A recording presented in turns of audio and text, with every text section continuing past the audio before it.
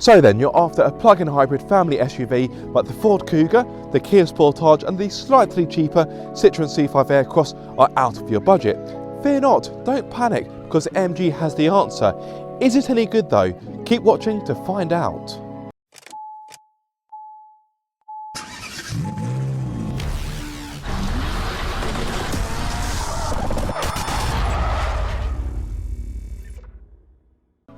It is of course this, the brand new MG HS PHEV, a car named after dropping some Scrabble letters onto a table. Now of course I'm being stupid. MG of course stands for Morris Garages, PHEV is plug-in hybrid electric vehicle, and HS is I don't know actually, high school? I mean, you would use this car to drive to a high school for the school run. Anyway, name aside, what I want to focus on is the price. Now for context, the Ford Kuga and the Kia Sportage, for the hybrid versions of those cars, you're looking at a starting price of around £40,500. The Citroën C5 Aircross is £37,500, give or take. This, on the other hand, try £31,500, more specifically £31,495. Now don't think for that amount of money that you'll get as many features as a night's stay in a hostel, because you'll be pleasantly surprised. If you go for the base model SE, you will still enjoy features such as 12.3-inch touchscreen, 12.3-inch digital display, Android Auto, Apple CarPlay, reversing camera, aircon, to name a few. However, if you're feeling a little bit more lavish with your cash, you can go for this, the range-topping Trophy. By the way, there's only two trim levels, SE and Trophy, to keep things very simplistic. The Trophy has a starting price of £33,995, and this adds features such as heated front seats, power tailgate, wireless phone charging pad, 8-speaker sound system instead of 6, and a 360-degree reversing camera. So yes, you do get more features on this, although many could argue that the SE will have all that you will need. Now, let's pretend you're looking to finance this car, which I imagine a lot of you will be. Let me give you a representative example. So over 49 months, you'll be paying £429 for the Trophy, and that's based on putting down a deposit of £3,900, give or take, £500 dealer contribution, and a representative APR of 4.35%. It is worth noting at the moment with MG, they do have an offer whereby if you test drive the car, you'll get an extra £1,000 contribution, so that's worth bearing in mind. I'm sure I've just demonstrated the HS plug-in represents very strong value for money, but what is space and practicality like? Well, join me at the boot area and I'll tell you. Now, if you're looking for the biggest boot in class, the HS will disappoint, I'm afraid. I don't know about you, but I like big boots, and I cannot lie, you other brothers can't deny.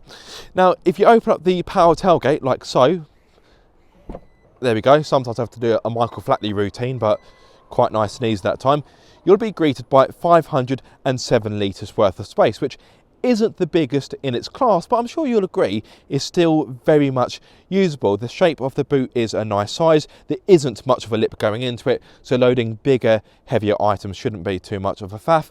Loading dogs shouldn't be too difficult either. Just bear in mind the lip of the boot is quite high off the floor, so if your dog has got mobility problems, can't jump too high, that's worth bearing in mind. If you want or need more space in the HS, you can of course fold down the 60/40 rear seats to give you 1,484 litres. It is worth bearing in mind though that the rear seats don't fold completely flat. So let's say for example you want to shift a big wardrobe, for example, that may be a bit of a bugbear, but I'm sure for the majority of you it won't be too much of an issue. You do have a little netting section either side of the boot, and that's about it really. There's no extra hooks for shopping bags, which is a bit of a disappointment, but not the end of the world. If you're wondering what's underneath the boot floor, not much. It's just loads of black polystyrene and the 3-pin granny charger. You do get a free frisbee though. Look at that, look, MG branded frisbee. You can just launch it. Ugh. Now of course I'm being silly. That's the carrier bag for your charging cable. There we go. Now the boot space may not be overly impressive, but as you'll quickly see, rear space is very ample. As always, the driver's seat has been set for me. I'm 6'2", so I am of course a taller chap, but as you will see in a few moments, I've got acres to step into. I don't know whether to sit down or to go for a light run in here because I have got so much space. It is very, very impressive. I've got loads of knee room, loads of leg room. Better still, I can stretch out and I can fit my feet underneath the driver's seat, which has been set to its lowest position. So yeah, I can really stretch out and relax. Headroom is also pretty agreeable. Granted, if you're taller than me, let's say 6'4", for example, you may struggle for headroom in the back of the HS. Even more so if you're sat on the middle seat, which is sat a little bit higher up, and now my hair is rubbing on the roof lining. So I think fitting 3 adults will be snug in the back of the HS. Could you do it? Yes, probably for a shorter journey, but for a long road trip, it may be a little bit too much to bear. But of course, housing 2 adults in the rear in comfort will be dead easy, so that's very good. Of course, if you're more focused about carrying children in the back, it almost goes without saying, but I'd say it anyway. You do have ISOFIX points, but how easy is it to fit a child seat in the HS? Well, cut to a clip and we'll see how Mrs. Car Obsession does.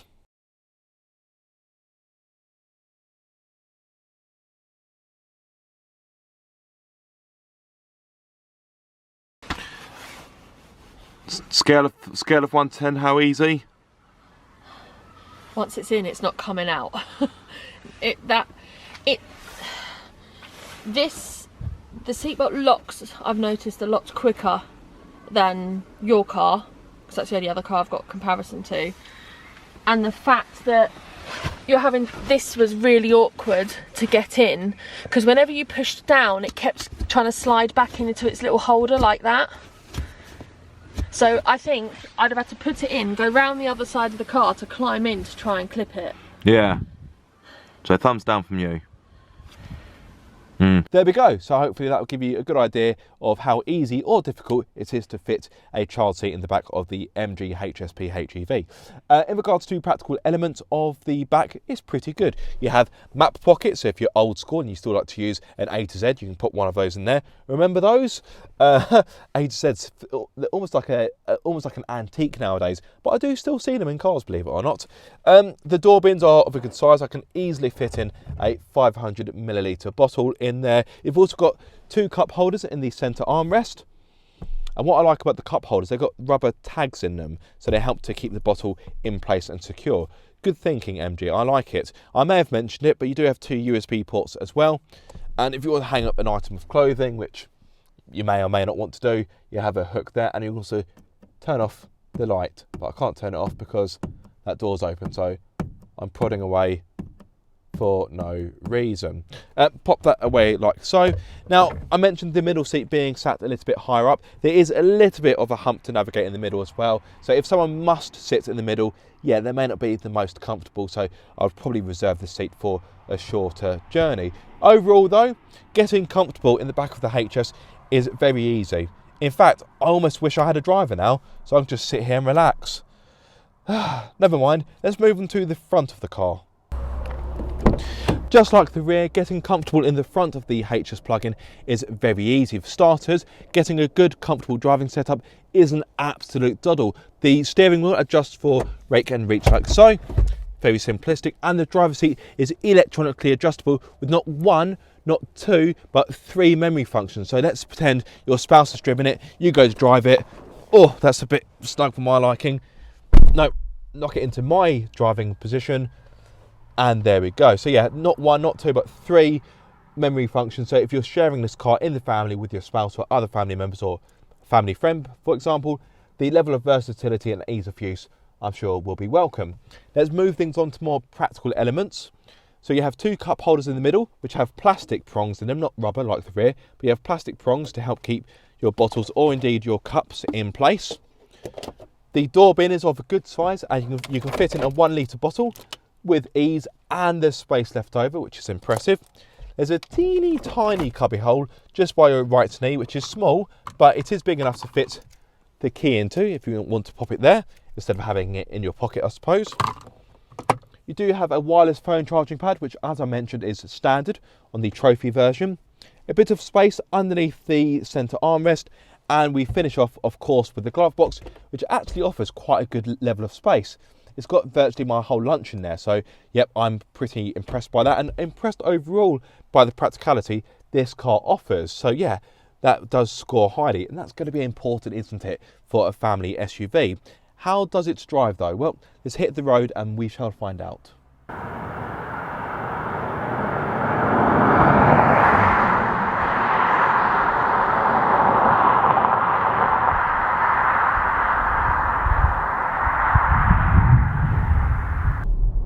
One of the first things that struck me when I moved the HS PHEV a few yards is the ride comfort. For starters, you have these wonderful leather seats, which are sumptuous, plush, they're comfortable, and they also offer a good level of support as well.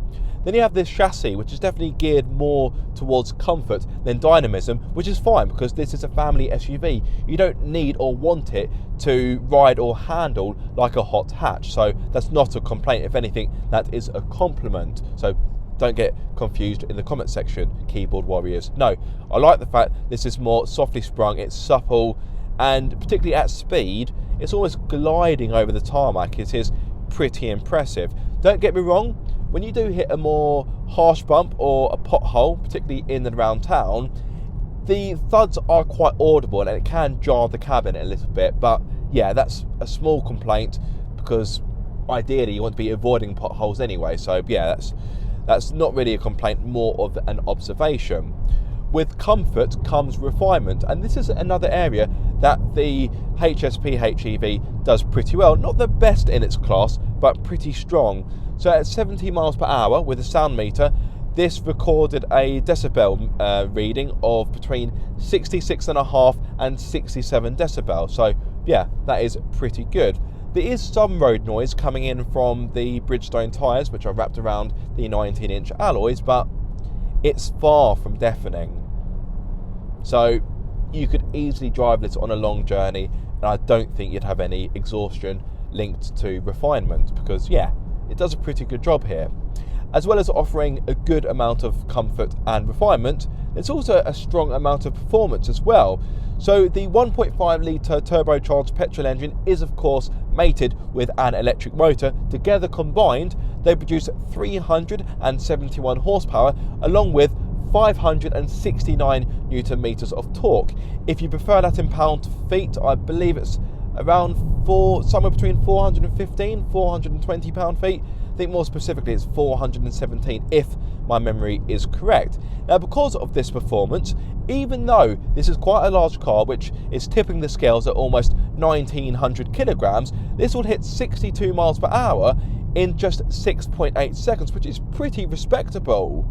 Now, don't get me wrong, you're not buying this car for performance, but you'll be pleased to know that when the mood strikes you, this will get a bit of a wriggle on. Top speed, in case you're really wondering, let's face it, not really relevant, but that's 102 miles per hour. You do have 3 driving modes at your disposal: comfort, normal or sport. I would argue this car doesn't really suit a sport driving mode. You're better off just leaving it in comfort or normal if you ask me. But just for the sake of interest, I will slip it into the sport mode and give you a little taste of the performance. So, a little bit fiddly. Drive mode sport. As you would imagine, you get more performance and the steering becomes heavier. I will get onto the steering in a little bit. Yeah, it's not the greatest. But anyway, so natural speed limit.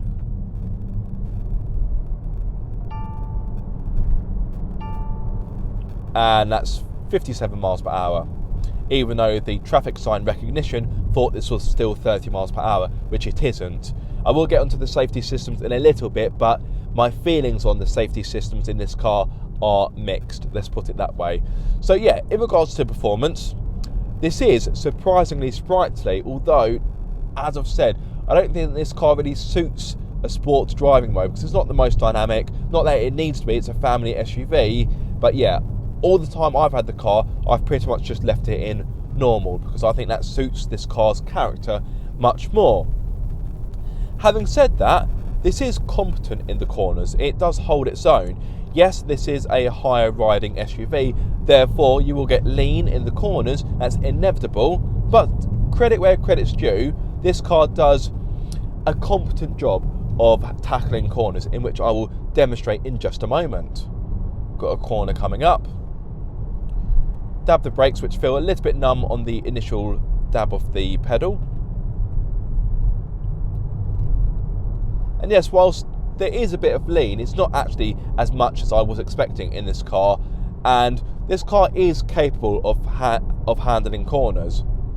I wouldn't go so far to say you'll enjoy driving this through the twisty bends, but yeah, not really designed for that purpose in mind. Now, one of the gripes I have in this area is the steering. It's quite vague, doesn't really give you much in the way of communication, and yeah, it's definitely one of the negative parts of driving this car. The weighting isn't too much of an issue, particularly in sport, although one could argue it feels artificial, but yeah, the steering, it's all just a bit vague. I think that's the best way I can put it, the best word I can use. So it is disappointing, but yeah, I'm not going to bang on about that too much, because for the majority of you probably don't care too much how this car is through the corners. As long as it doesn't understeer like a pig or roll onto its door handles, you don't really care, do you? Now, let's talk about a subject which I'm sure you're more interested in, and that is fuel economy. So, now, a bit of context. The figure I'm about to give you, please bear in mind that takes into account the electric motor, because MG states on a combined run the MG HS PHEV can offer up to 672 miles to the gallon. Now, that I would say is a theoretical range. Realistically, I don't think you're quite going to hit that. Now, if you take the electric motor out of the equation and just rely on the 1.5 petrol instead, I would say realistically on a combined run, you're looking more around 40 to 45 mpg, and that's what I've been hitting in this car at points, although today the MPG doesn't make for a very good reading. I haven't driven this particularly boy racery, I've just been doing normal driving, mostly on these kind of roads, a little bit of town, a little bit of dual carriageway, and I'm at 31.4 mpg, and that really isn't anything to write home about. To be honest with you, that's not much better than I'd get from my modified hatchback. One thing I haven't touched upon is visibility. Yeah, visibility isn't too bad. Seeing out the back, there's no concerns whatsoever. The A-pillar is quite chunky, and I have read one or two others have found that it has impeded visibility at junctions. I'm yet to have that problem, but I can see how that can affect visibility, because it is quite a thick A-pillar. Seeing over the shoulder is absolutely fine. When it comes to parking, you do of course have the 360-degree parking camera if you go for the trophy, which makes parking an absolute doddle.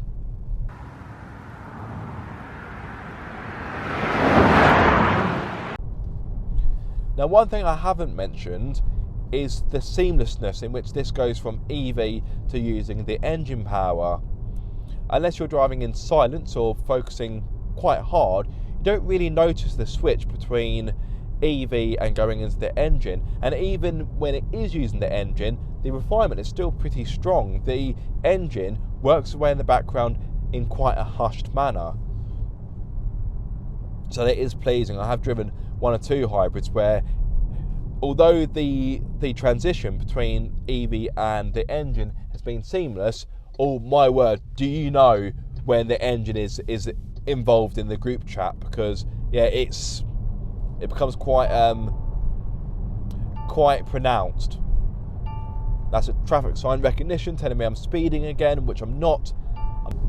I want to move things on and talk about some of the things that annoy me about the MG HS PHEV, and that's the safety systems. Don't get me wrong, safety systems can be helpful and they can save lives. I wouldn't take that away from safety systems. Having safety systems in modern cars is, on the whole, most of the time, a good thing. However, sometimes they can be annoying, and dare I say, they can be a hindrance. For example, in this car, the traffic sign recognition isn't that accurate. It's quite slow to update, and sometimes it will tell you that it's 30 when it isn't. It's 60 miles per hour, and that can be a bit annoying. Dare I say, I would be better off just turning this feature off altogether. Now, in some cars, traffic sign recognition can be really good, really pin sharp, quick, but this car isn't one of them, I'm afraid. You've also got some other features in this car which are quite annoying. You have the driver distraction monitoring and the driver fatigue monitoring. Now, I get the idea is to make sure that you're not too tired to drive or you're not too distracted, but unfortunately, ironically, sometimes these features distract you from driving. For example, I was on a slip road this morning, I checked my mirror to make sure I was safe, and the car told me off because I was distracted. I wasn't distracted, I was checking my mirrors. But you have this little camera sensor thing on the A-pillar, and yeah, I'm half tempted just to put tape over it so it will just stop moaning at me. So that is one feature that, yeah, I'm not a fan of. You can turn these features off, but they don't stay off. When you restart the car, they'll come back on. So yeah, that is a bit annoying. The touchscreen as a whole, I like it. It's good to look at. It's got a nice clean look to it, crisp graphics, but it is a bit fiddly to use on the move.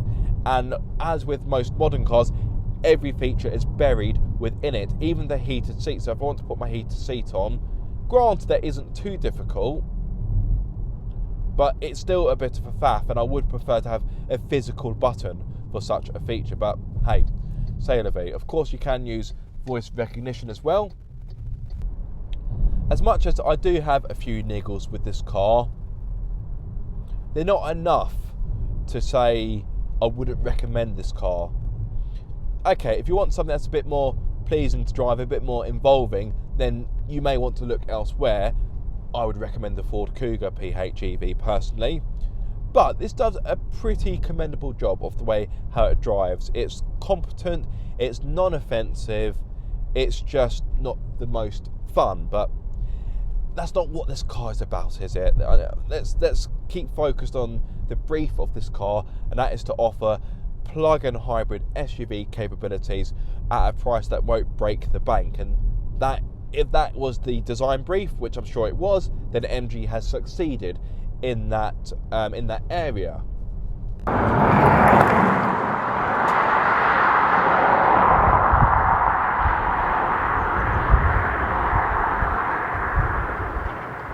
So to conclude, the MG HS PHEV, it isn't perfect, it isn't without its problems, it hasn't got the biggest boot in class, some of the safety systems can be a bit annoying, and it isn't the best car to drive in its class either. However, you cannot argue with value for money, the amount of kit it offers, and also the rear space as well. So yes, this car definitely has got quite a lot going for it. So if you are on the market for a good value for money, plug-in hybrid family SUV, this car I think has to be on your shopping list, or at least on your list of cars to view. A big thank you to MG for loaning me this car for the week, and of course a massive thank you to you guys for watching this video. I do hope you have found it useful or you have enjoyed it. If so, be sure to like, comment and subscribe. If you are subscribed, don't forget to click the bell icon so you get notified every time I make a video. But until the next time guys, be sure to keep up the car obsession.